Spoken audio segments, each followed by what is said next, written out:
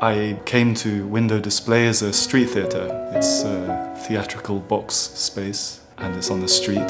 And I make the analogy with the Commedia dell'arte, which is another form of street theatre which existed between the Renaissance until the 18th century.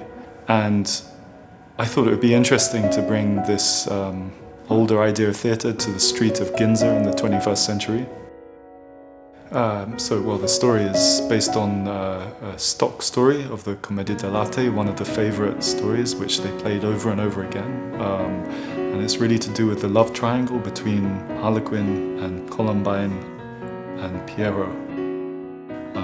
So Piero was always after Columbine's heart, but Harlequin always thwarted Piero's attempts. He outwitted Piero and he stole Columbine's heart. So poor Piero is the unrequited lover, isolated in the small vitrine.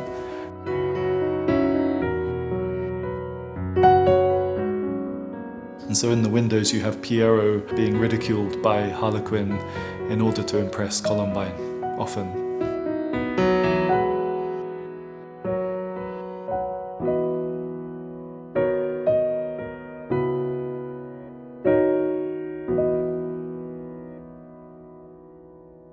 So there's another layer. So I'm also very interested in Nijinsky's ballet L'après-midi d'une faune, where Nijinsky portrays a nymph and a faun, which in fact comes from a poem by Stéphane Mallarmé with the same name. And this poem itself was inspired by Ovid's telling in Metamorphoses of the story of the Roman god Pan's chase of the nymph Syrinx. And as the story goes, Pan chases Syrinx to the riverside, and Syrinx has to turn into the bulrushes, the grass, in order to escape his clutches. And he basically found her discarded scarf, so as she was running away, she left her scarf on the ground.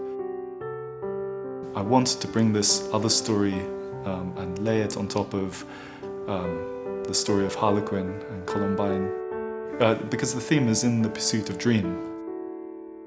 For me, the ultimate idea of that pursuit is for requited love. That's the underlying drive of humanity, I think, and so I needed to find a way to realize this through cultural reference points and to build the narrative so I could build the set.